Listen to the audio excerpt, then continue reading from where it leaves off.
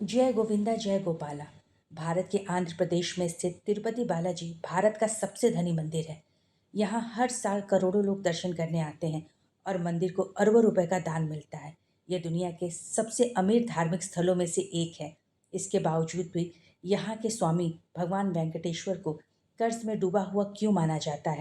और कहते हैं कि यहाँ पे भगवान वेंकटेश्वर की मूर्ति स्वयं भू प्रकट हुई थी। इसे किसी ने बनाया नहीं था और उनका विवाह पद्मावती से हुआ था। तो कैसे प्रकट हुई थी यहाँ भगवान वेंकटेश्वर की मूर्ति, और रानी पद्मावती कौन थी जिससे भगवान वेंकटेश्वर का विवाह हुआ था। इसके अलावा कई ऐसे रहस्य जो कि आपको आश्चर्य और विश्वास से भर देंगे कि आज भी यहाँ पे भगवान श्री हरि तिरुपति बालाजी में वेंकटेश्वर स्वामी के रूप में उपस्थित हैं और सभी भक्तों पर अपनी कृपा और अपने आशीर्वाद को ऐसे ही बनाए रखते हैं। कलयुग में मानव का उद्धार करने के लिए कलयुग के प्रारंभ में प्रकट हुई भगवान वेंकटेश्वर की मूर्ति के बारे में जानने के लिए हमें इतिहास के उन अतीत के पन्नों की तरफ चलना होगा जहाँ से इस कथा का प्रारंभ हुआ था। तो चलिए इस कथा को प्रारंभ करें और ऐसे कई प्रश्नों के उत्तर आपको इस कथा में स्वयं ही मिल जाएंगे। श्री हरि नारायण की जय। इस कथा का प्रारंभ होता है भगवान विष्णु के अवतार वराह अवतार से। जब भगवान विष्णु ने वराह का अवतार धरा और धरती को समुद्र में डूबने से बचाया, तब देवी देवताओं की विनती पर भगवान विष्णु यहीं धरती पर अपने चतुर्भुज रूप में थोड़े समय के लिए रहे और धरती पर धर्म का प्रचार किया और साधु संतों पर अपनी कृपा बनाई। लेकिन उसके पश्चात कलयुग में वो धरती से अपने धाम वैकुंठ धाम की तरफ लौट गए। अब ब्रह्मा जी को चिंता होने लगी कि अब धरती पर सब कुछ संतुलित कैसे रहेगा। फिर उन्होंने नारद ऋषि को बुलाया और अपनी सारी समस्या बताई। नारद ऋषि धरती पर विचरण कर रहे थे कि उनकी नज़र साधु संतों पर पड़ी। वो सब बात कर रहे थे कि वो अपने आहुति का फल किसे दें। तब नारद ऋषि के कहने पर भृगु ऋषि ने तीनों देवताओं का अर्थात त्रिदेवों की परीक्षा लेने की ठानी और नारद ऋषि ने कहा, जो भी श्रेष्ठ हो आप उसे अपने आहुति का फल दीजिए। भृगु ऋषि सबसे पहले ब्रह्मा जी के पास गए। ब्रह्मा जी अपने सृष्टि के कार्य में व्यस्त थे, जिससे भृगु ऋषि बहुत क्रोधित हो गए और वहाँ से चले गए।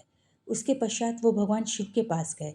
भगवान शिव प्रसन्न होकर उन भृगु ऋषि को जैसे ही उनको गले लगाना चाहा, भृगु ऋषि ने क्रोध में आके कहा कि आप तो किसी को भी फल दे देते हैं, चाहे राक्षस हो चाहे देव, आप कुछ भी नहीं सोचते कि इसका परिणाम क्या होगा। इसके पश्चात क्रोध में आकर भृगु ऋषि भगवान शिव के पास से वैकुंठ की ओर चले गए, जहाँ विष्णु जी विश्राम कर रहे थे और माँ लक्ष्मी उनकी सेवा।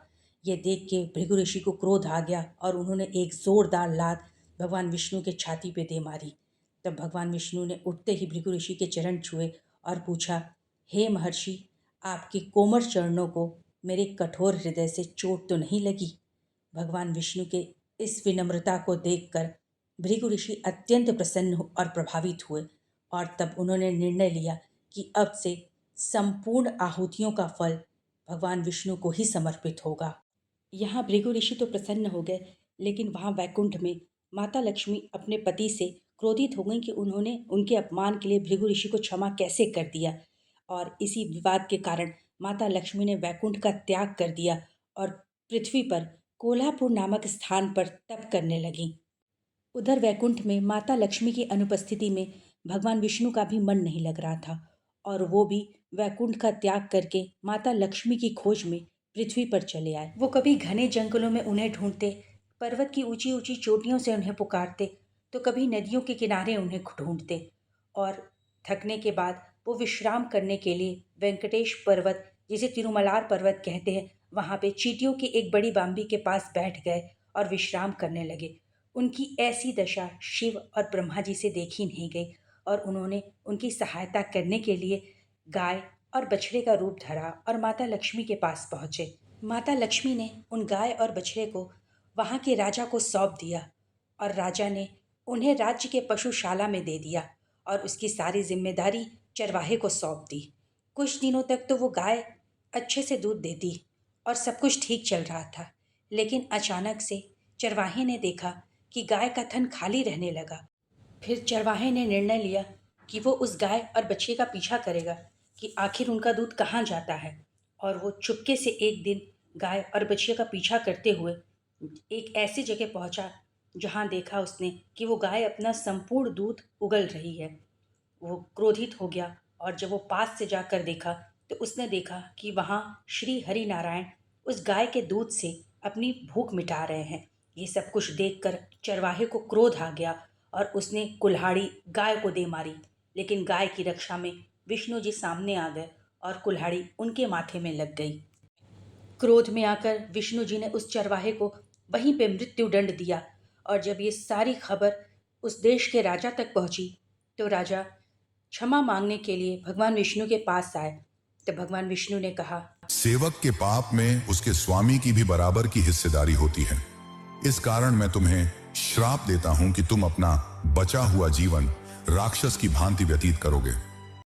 श्राप के भय से राजा ने भगवान विष्णु से क्षमा मांगी और जब भगवान विष्णु का क्रोध शांत हुआ तब उन्होंने राजा को वरदान देते हुए कहा, तुम्हारा अगला जन्म आकाश राजा के रूप में होगा।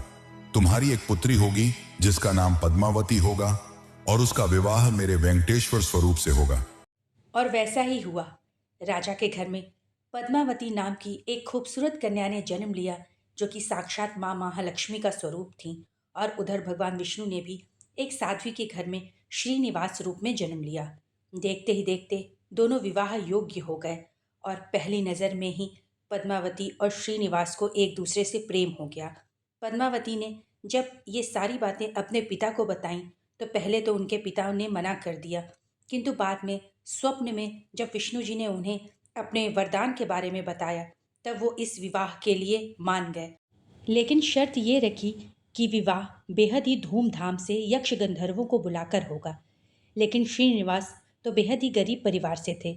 इसी कारण उन्होंने कुछ धन के स्वामी कुबेर से ऋण लिया और उन्हें ये वचन दिया कि कलयुग के अंत तक ये सारा ऋण वो चुका देंगे और जब तक वो नहीं चुकाएंगे वो यहीं पृथ्वी पर ही रहेंगे। इसी कारण भगवान वेंकटेश्वर को ऋण में डूबा हुआ माना जाता है और भक्त जो भी यहाँ चढ़ावा चढ़ाते हैं ये माना जाता है कि वो भगवान वेंकटेश्वर के ऋण को चुकाने में उनकी सहायता कर रहे हैं। भक्त यहाँ जो भी चढ़ावा चढ़ाते हैं उसका कई गुना आशीर्वाद के रूप में उन्हें भगवान वेंकटेश्वर से पुनः प्राप्त हो जाता है। उधर माता लक्ष्मी को जब अपने स्वामी के विवाह के बारे में पता चला तो वो बहुत ही दुखी हो गई और वो रोते हुए अपने स्वामी के पास आई और पद्मावती से माता लक्ष्मी का विवाद छिड़ गया। दोनों स्त्रियों के बीच में ऐसे विवाद को देखकर श्रीनिवास ने स्वयं को शालिग्राम की मूर्ति में परिवर्तित कर दिया और वो भगवान वेंकटेश्वर कहलाए। अपने पति को मूर्ति में परिवर्तित देखकर दोनों स्त्रियों को बेहद दुख हुआ। तब माता लक्ष्मी और पद्मावती भी भगवान शालिग्राम की मूर्ति में समा गईं और तब से जब भी भगवान विष्णु का अभिषेक किया जाता है तो उनके हृदय में माँ लक्ष्मी और माँ पद्मावती की छवि स्पष्ट दिखाई देती है। इसी कारण से भगवान के निचले हिस्से को तो धोती पहनाया जाता है लेकिन ऊपरी हिस्से को साड़ी लपेटी जाती है जो कि साक्षात श्री हरि विष्णु जी और माता लक्ष्मी के संतुलन और प्रेम को दर्शाता है। तो अब तक की कथा में आप ये समझ ही गए होंगे कि देवी पद्मावती कौन थी, भगवान वेंकटेश्वर को अभी भी कर्ज में डूबा हुआ क्यों माना जाता है और क्यों यहाँ इतनी बड़ी संख्या में भक्त धन दान करते हैं। लेकिन इसके अलावा मंदिर के ऐसे कई रहस्य हैं जो भक्तों के लिए जिज्ञासा का केंद्र बने हुए हैं। इन्हीं में से एक रहस्य है भगवान के सामने जलता हुआ दीपक। माना जाता है कि ये दीपक 1000 वर्षों से ऐसे ही प्रज्वलित है और इसे किसने जलाया ये सही से तो नहीं कहा जा सकता, लेकिन मंदिर के पुजारियों और साधु संतों का मानना है कि इस दीपक को जो कि 1000 वर्षों से प्रज्वलित है इसे भगवान वेंकटेश्वर ने स्वयं ही जलाया था, जो तब से अब तक ऐसे ही प्रज्वलित हुआ है और भक्तों को अपने जीवंत होने का प्रमाण दे रहा है। जहाँ विज्ञान और अध्यात्म दोनों भी इस रहस्य को नहीं सुलझा पाए हैं, वहीं भक्तों के लिए ये स्थान किसी चमत्कारी स्थान से कम नहीं। यहाँ आने वाले भक्तों की सभी मनोकामनाएं पूर्ण होती हैं और ये माना जाता है कि भगवान विष्णु आज भी यहाँ जीवंत रूप में मौजूद हैं और कलयुग में अपने भक्तों का उद्धार कर रहे हैं। इसी के साथ वीडियो को यहीं समाप्त करते हुए श्री हरि नारायण का जयकारा लगाते हुए जय श्री बालाजी महाराज की जय। धन्यवाद।